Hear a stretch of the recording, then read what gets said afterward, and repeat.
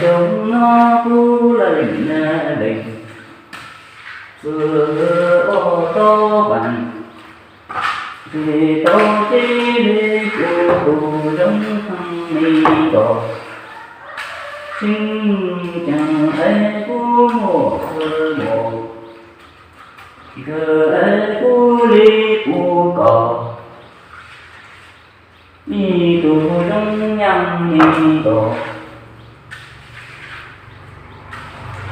thằng cái gà một thằng cái gà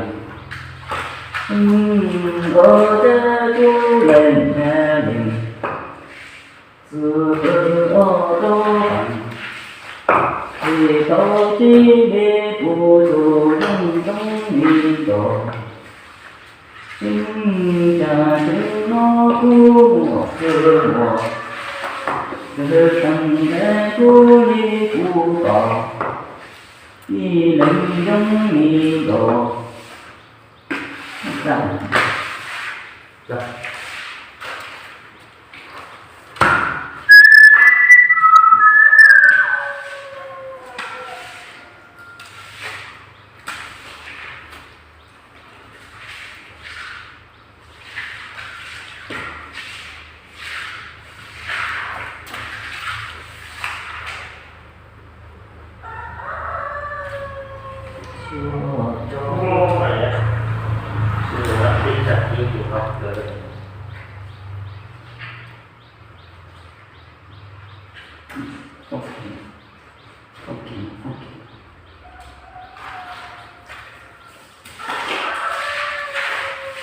tí tuổi đúng không? Đấy. Ừ.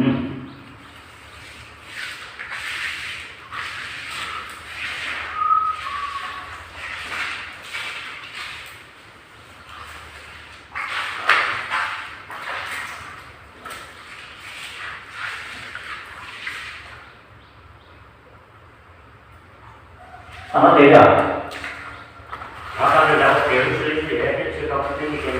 Để chơi gì?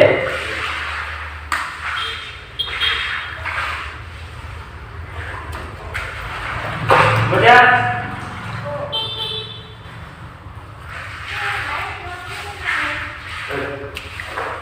Sao lại không được không?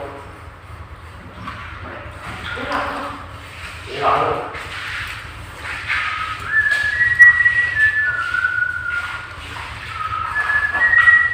Lên điêu.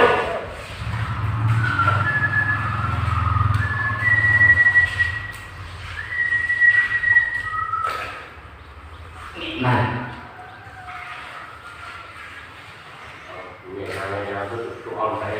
Ngủ kỹ rồi.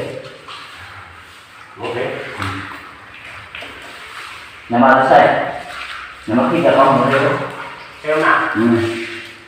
Nó to được không đấy? To không nào? Đó phải không? Ừ.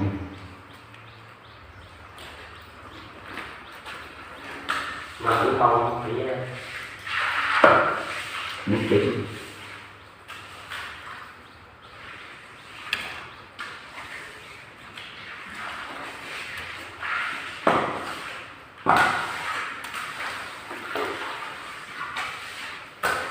Đó nhẹ nhàng con trên nào thì đấy cái thứ nhẹ nhàng con ra hết không nhưng mà còn là chuyện này cái này còn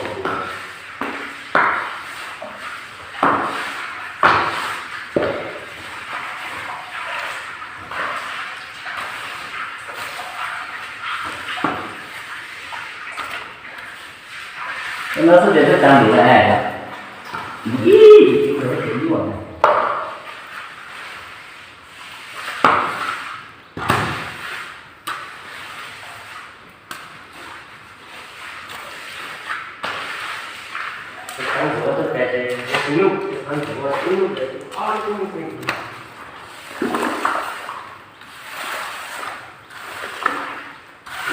Cái bát dưới ở đây cái này, cái bát dưới ở đây.